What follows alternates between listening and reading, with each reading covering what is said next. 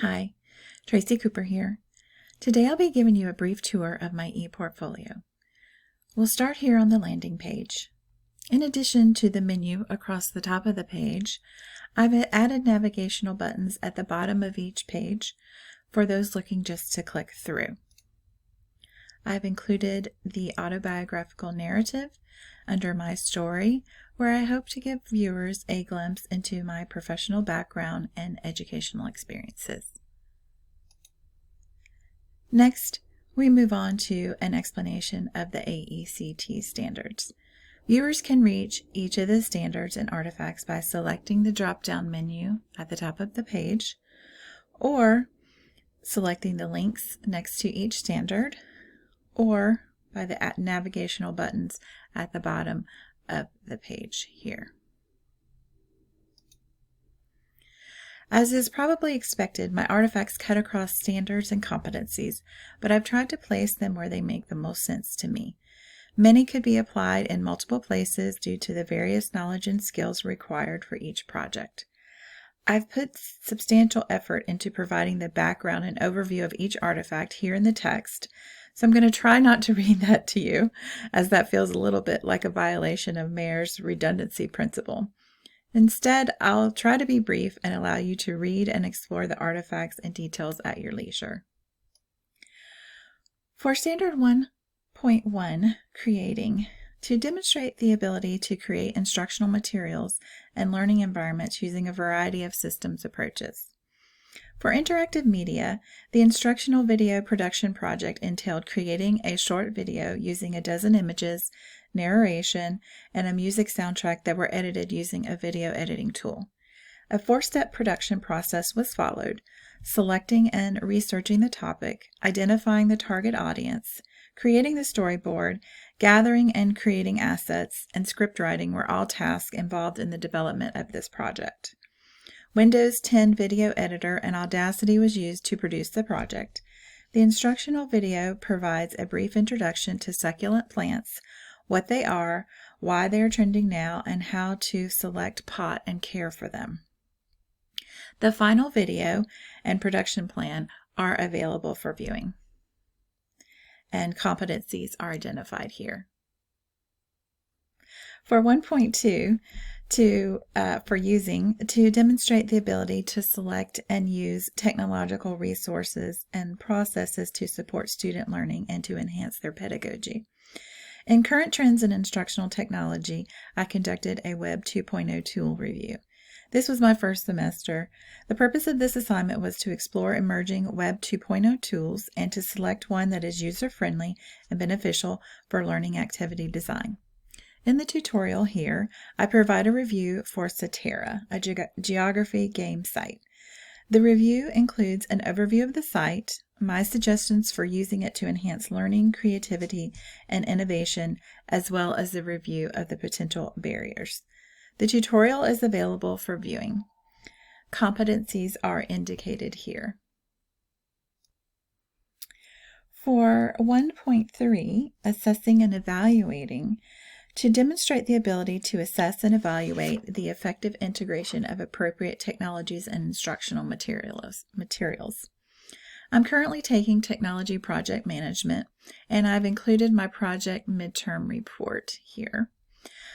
Just for a little bit of the background, in this project-based course, we were tasked to evaluate digital transformation around us and consider how we could drive digital transformation in this time of change given COVID-19 pandemic effects. Our final project is designed to provide us with the knowledge and skills to develop a technology-based project plan to manage a project and apply project management methodologies. The purpose of this midterm report was to select one part of our final project and assess and evaluate 3 tools, techniques, or approaches in emerging technology and determine what tool, technique, or approach we would use to transform the content from one condition to another. Communication and development of training materials are almost 50% of my project. Therefore, I evaluated 3 graphic design applications and platforms. The report, Communication Challenge, Breaking Through the Noise, Leveraging Graphic Design Tools, is available here for your viewing. and competencies are listed here as well. And tagging along on the same project for 1.4 managing, to demonstrate the ability to effectively manage people, processes, physical infrastructures, and financial resources to achieve predetermined goals, I'm going to use the final project from Technology Project Management, which is still in progress. Again, the goal of my final project is to develop a scalable blueprint or framework for schools and/or school districts to consider for pandemic planning or disaster planning if forced to move from face-to-face learning to online learning again. This is a hypothetical project. The purpose of the final report is to collate elements from our weekly discussion board postings and assignments that support our project and so showcase our applied methodology to project management. When the semester concludes, the final project report will be available for viewing here. And competencies are listed here as well. And next we'll move to AECT Standard Content Pedagogy. For 2.1, creating, to apply content pedagogy to create appropriate applications of processes and technologies to improve learning and performance outcomes.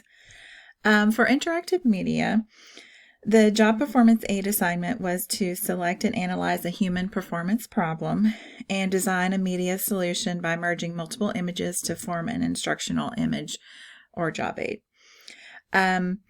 For the background, H3 Construction Services is a growing family-owned business. A performance problem analysis revealed that not all employees are properly checking heavy equipment daily prior to use, or if something happens, no one seems to be able to confirm a safety maintenance inspection was completed. Through problem analysis, I determined that a job aid in the form of a checklist incorporated into a daily log for each piece of heavy equipment would be an appropriate intervention. This job aid will support and document the task completion. Effective job aids can support employee performance by decreasing errors and increasing productivity. This job aid was created using Adobe Photoshop, and again, competencies are listed here. For 2.2, to implement appropriate educational technologies and processes based on appropriate content pedagogy. For distance learning, this assignment was to reflect on our readings and our personal experiences to identify our top 5 principles of online teaching and to create a visual that succinctly conveys this complex information. We were also to identify the supporting theories or theories of distance education and general learning theories associated with our identified principles. The infographic, Top 5 Principles of Online Teaching, is available for viewing here. And again, competencies are identified. For 2.4, managing, to manage appropriate technological processes and resources, to provide supportive learning communities, create flexible and diverse learning environments, and to develop and demonstrate appropriate content pedagogy. I selected this project from Distance Learning. This is our course development project. The purpose of this assignment was to design, develop, and teach a 2-week distance learning mini course. I collaborated on this project with 3 other instructional design students. Our Community of Inquiry introductory mini course was designed to provide an introduction and brief overview of the COI framework principles. We designed this course for any educator, instructional designer, technologist seeking foundational information on COI for professional development or adult education. Our course was not only designed to introduce the Community of Inquiry framework to learners, but to model the framework as well. We each designed at least one module within the course and collaborated on other aspects to include target students, course goals and objectives, course content, course topics, content resources, and learning activities. We utilized the division of labor model once the course was started, and we managed our own modules to include grading and providing feedback to learners. Module 4 was my responsibility and was created to introduce a teaching presence element within the Community of Inquiry framework. You know, there are times when you receive feedback that you will just never forget. Well, this was my first experience writing learning objectives. And in my second semester, I learned to never forget to consult Bloom's taxonomy when crafting learning objectives. That advice is now ingrained in my process. My multimedia presentation is available for viewing here. And the full course overview is available for viewing here. And you can find my contributions from 0 to 545 and then from 16 to 19 roughly in this video. And I've outlined that here as well. For a full course reflection and specific lists of my contributions, you can see my final reflection paper here. And additionally, if you're interested in viewing this course, it is available on Canvas free for teachers, and you can self-enroll in the course with this link. Now, Canvas free for teachers is different from an institutional Canvas subscription, so just keep that in mind if you don't already know that. And the competencies are listed here. Moving on to Standard 3, Learning Environments. For 3.1, creating, to create instructional design products based on learning principles and research-based practices, best practices. Another project from Interactive Media, I selected this, and the purpose of this assignment was to design a storyboard and use it as a blueprint to create a short linear online training tutorial using Adobe Captivate to include a sequential scenario, at least 2 interactions, and a short original video produced by me. This basic introductory model of honeybee education was designed to be the first in a series. This linear online training module introduces the honeybee and draws the connection between honeybees and humans. The training provides basic honeybee facts, including an introduction to the colony, hive members, and their roles. It offers basic knowledge checks to reinforce key takeaways and build learner confidence. Remember those lessons I mentioned earlier that one never forgets? Always include your learning objectives. Mine were omitted here in error, and that will be another lesson that will not be forgotten. Always include the learning objectives. So my Adobe Captivate trial has ended, but I recorded a screencast of the file for your viewing. And competencies are listed here. For 3.2, using to make professionally sound decisions in selecting appropriate processes and resources to provide optimal conditions for learning based on principles, theories, and effective practices.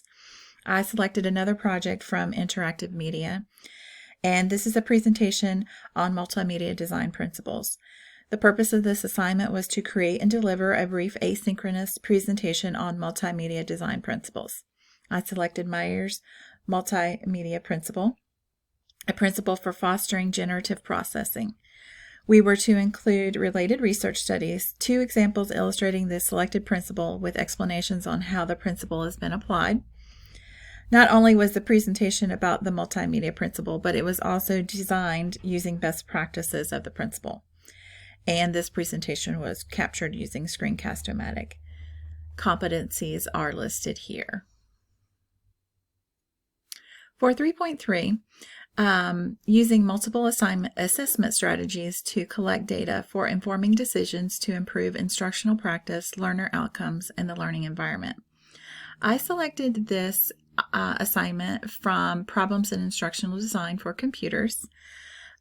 We were instructed to imagine ourselves as instructional designers hired by the CDC to make informative and educational material to alleviate the mental health crisis that currently exists in our country and which became more severe and prevalent during the COVID-19 pandemic. The purpose of this assignment was to conduct a front-end analysis, helping the CDC organization determine what types of problems for a mixed audience exist. I was assigned the target audience consisting of elementary and middle school students. Although we worked in teams later in the project, this work represents my individual efforts creating a front-end analysis. And the front-end analysis report is available by clicking here, and instructional design competencies are listed. For 3.4, managing, to establish mechanisms for maintaining the technology infrastructure to improve learning and performance. In my first semester, this web design class assignment was to evaluate a website by identifying the information hierarchy and architecture, developing 2 potential audience personas for the business, and providing a general analysis of the information design. The report, created in the fall of 2020, which is available here, provides a review for Applause Your Pause website. I've recently visited their website and noticed they've made some upgrades since that time. And competencies are listed here. Now let's move on to Standard 4. For 4.1, the collaborative practice, to collaborate with our peers and subject matter experts to analyze learners, develop and design instruction, and evaluate its impact on learners. I selected the Problems in Instructional Design course, where we were to imagine ourselves as instructional designers hired by the CDC. Again, this was team effort. I collaborated with 2 other instructional design students to create Mental Health Matters, which is a course and educational product. Actually, we'll move on here. I wanted to show you. This is the actual course in Canvas. Again, we were tasked with creating computer-based instruction to help a particular target audience deal with mental health issues during this pandemic. We collaboratively conceptualized an instructional design plan for children ages 7 to 11. The result is this 6-module, self-paced, asynchronous online course.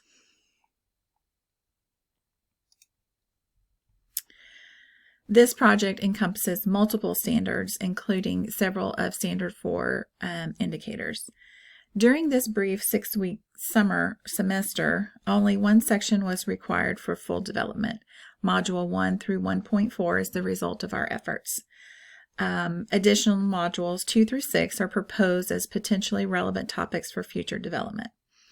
In addition to collaboratively conceptualizing, designing, and creating the overall course, each team member created an interactive multimedia presentation and an educational learning activity for 1 module. I've listed my contributions here. For my creation was Module 1.3, an interactive multimedia presentation, which is available for viewing here. The lesson was What Are Coping Skills? And an activity that I designed and created, Lesson 1.3 Coping Worksheet, is available here for viewing. And if you're interested in viewing Mental Health Matters, it's available again on free for Canvas, free for teachers, and you can self-enroll in the course with this link. Competencies are listed here. For 4.2, leading their peers in designing and implementing technology-supported learning. This project is from my first semester. It was for digital media and learning. In this constructionist, collaborative classroom as community approach, the goal of this project was to be creative in designing a project submission that reflected mastery of the course concepts and literature. So basically, it was you choose, as long as it met, a graduate level final project standards. At the time, Dr. Fisk was using Slack, Teams, and Canvas as platforms to create an online community as the classroom. He wanted to explore the idea of using Discord to replace Slack and Teams for upcoming semesters, and he asked if anyone was interested in creating a project around that idea. So 2 other instructional design students and I volunteered, and our trio worked very well together, conceptualizing, designing, and developing project deliverables. This project was highly collaborative, but I do feel I assumed more of an unofficial team leader by utilizing project management skills. And this project, again, encompasses multiple standards. One of our team members was already familiar with Discord, so he set up the server and channels as a sample template for Dr. Fisk to use in future semesters. I created 4 graphic design documents for various uses, a branding kit, 2 explainer documents, and this top tips documents, which required a survey and data collection. I also contributed to a group write-up and wrote the first part. Our technical guy wrote the second part, and our third team member, who split his time between two groups, contributed to the literature review section. And the report is available for clicking on this link, my top tips document. You can read it in closer detail by clicking on this link. Later in my reflection, I speak of getting out of your comfort zone. This was the class that propelled me right out of it. I'm so glad that I took this class my first semester because it did frame the rest of my experience in this program. Digital media and learning challenged my addiction to structure, particularly in an educational setting. At the beginning of this semester, I was uncomfortable and uneasy because this class is highly unstructured. This constructionist collaborative classroom as community approach has made me a believer. The readings were challenging, but they forced me to construct meaning for myself. I've come away with just being convinced, that learning requires engagement. It is social, and the chosen technology of Slack and Discord as a space for community affords opportunities for social engagement and more broadly connected learning. It affords opportunities for building connections, for collaboration, to bounce ideas, thoughts, and questions off peers and facilitators to gain a greater understanding and a different perspective. The use of Slack and the experimentation with Discord, the structure or rather unstructured design of this class, the readings, the guidance, the community have made me realize that things can be different in education and they can be better. This is truly one of my favorite classes. And instructional design competencies are listed here. Moving on to 4.5 ethics, where candidates demonstrate ethical behavior within the applicable cultural context during all aspects of their work and with respect to diversity of learners in each setting. I selected a project that I'm currently working on in development of technology-based instruction. It is an e-learning project, and it is called Facilitate This, Group Discussions and Responsive Librarianship. Our team was tasked to create an innovative prototype of technology-based instruction and an iterative analysis, design, development, implementation, and evaluation process. That process is still ongoing. This application was designed for a client, USF School of Information Responsive Librarianship Lab. The problem-based, scenario-based learning experience is designed for learners, librarians, or social workers using responsive librarianship communication strategies to facilitate adolescent group discussions around themes in literature. And this project does encompass multiple standards. I'm working on this project with 2 other design students. Much of the early work, analysis, and design was very collaborative, and later as this process has gone on, tasks have become more delineated. The collaborative project proposal that we designed together is here. It's available for viewing. I'm also including pages of a storyboard assignment that I'm responsible for, including researching and developing content for Tutorial 1, which is the criteria for planning group discussions, storyboard and script, project introduction, and Tutorial 1, and research and outline for 2 explainer videos. It's all included here in my storyboard. We have used the successive approximation model on this project. I mention this because once the final project is complete and posted, you will notice a significant pivot in aesthetic and a narrowing of content.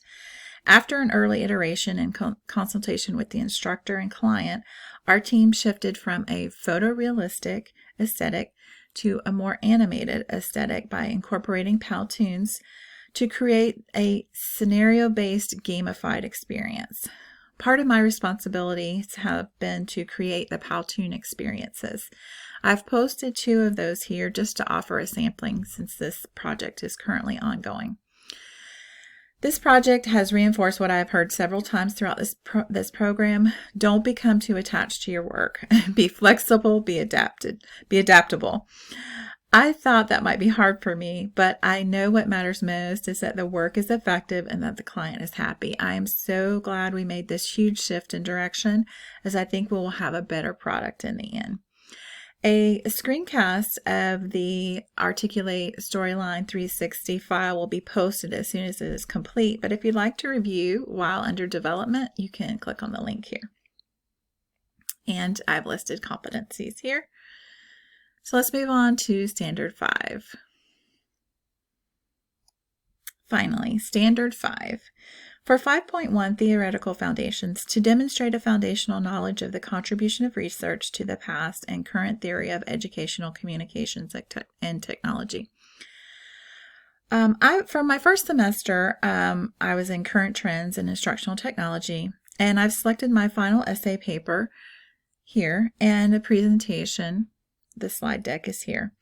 The purpose of this assignment was to research and write an essay paper on my vision of emerging technologies in education, to present my arguments and evidence using learning theories, instructional design theories, and models covered during the semester, and to focus on one emerging technology that could support my vision, to identify potential benefits and concerns, and to offer recommendations for educational technologists moving forward.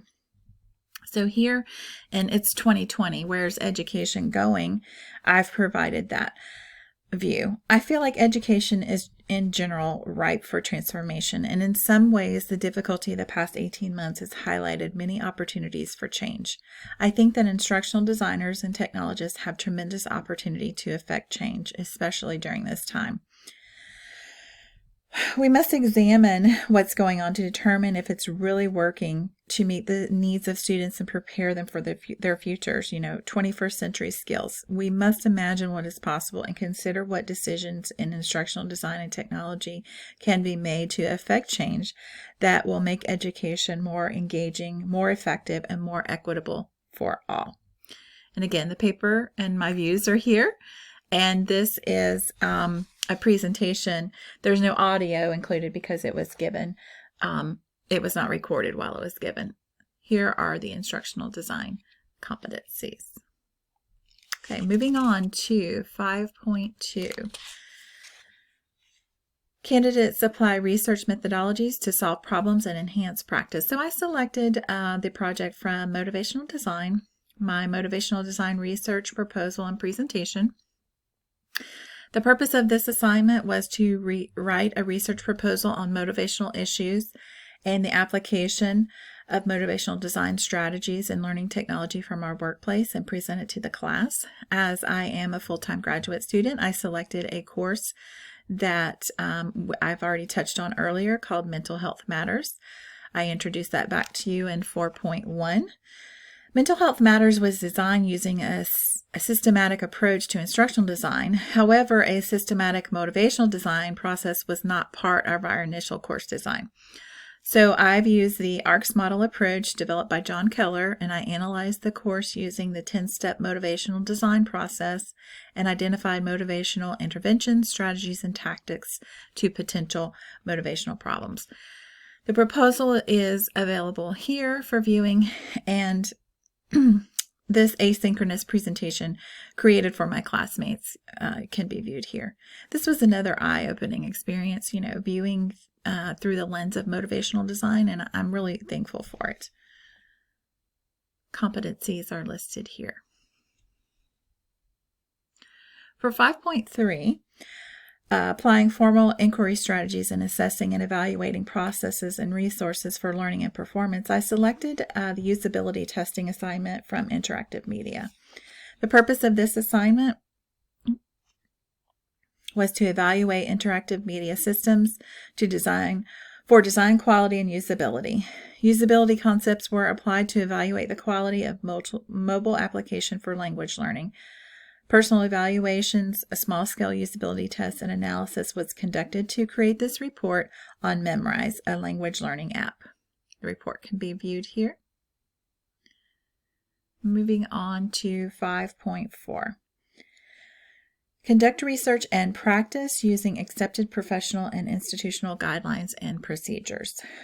I've selected the Big Data and Learning Analytics using Data project. The purpose of this assignment was to research available data and create a 3 to 5 page report that makes the case for the creation or change to a current or new proposed program, service, course, experience in education. This report includes the reason for exploring this data, the description of the analysis, a visual representation of the data, interpretation of the data, implications and suggested changes, and the intended audience for the report.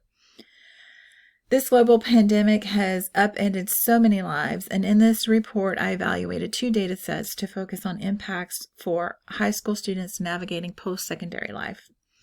You can view the report by clicking on it here, and I have included instructional design competencies. So I've tried to be thorough in reviewing all of my artifacts with you, but I do encourage you to dive deeper, because every image is clickable unless it is indicated otherwise, and those are just on the 2 projects that I'm currently working on, and because the semester is not over. Moving on to my reflection, I am not going to read this to you because this video is getting long, but I will say that one area of opportunity that you will notice throughout my artifacts is audio. I use 2 different microphone headsets throughout the program, and occasionally you can hear some untimely fading in and out of my narration in various projects.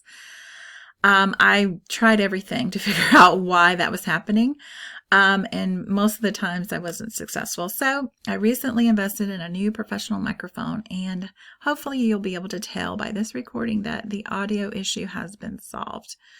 Lesson has been learned. One key to a quality product is using a quality tool. The second area of opportunity is regarding visuals. I do love images. I believe the old adage, an image is worth 1,000 words, is so valuable. But we live in an increasingly fast-paced world, and I just feel like attention spans are waning.